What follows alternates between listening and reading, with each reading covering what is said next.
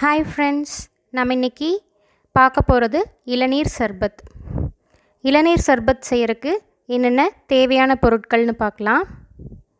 இளநீர், சப்ஜா விதை. சப்ஜா விதை நம்ம செய்கிறதுக்கு முன்னாடியே ஊற வச்சிடணும். ஒரு 10 மினிட்ஸ் ஆகும் அது ஊறுறக்கு. சப்ஜா விதை ஒரு ஸ்பூன் எடுத்து ஒரு கப்பில் போட்டுட்டு அது தண்ணி ஊற்றி நல்லா ஊற வச்சுருங்க. அதுக்கப்புறமா இந்த ப்ராசஸ் ஸ்டார்ட் பண்ணிக்கோங்க. அதுக்கப்புறமா இளநீர் வழுக்கை,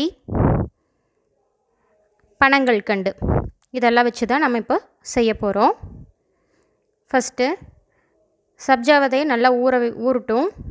அதுக்குள்ளே நம்ம ஒரு மிக்ஸி ஜார் எடுத்து இளநியோட வழுக்கையும் panagkatkanduம் சேர்த்து நல்லா அரைச்சிக்கலாம்.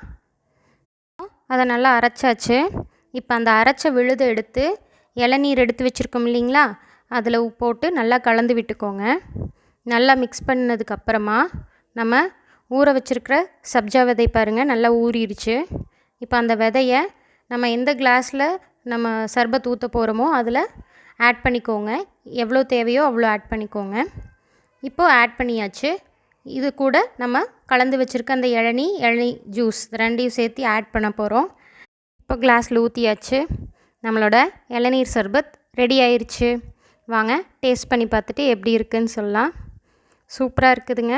நீங்களும் உங்கள் வீட்டில் இதை ட்ரை பண்ணி பார்த்துட்டு எப்படி இருந்துச்சுன்னு உங்கள் ஃபீட்பேக்ஸை எனக்கு சொல்லுங்கள்.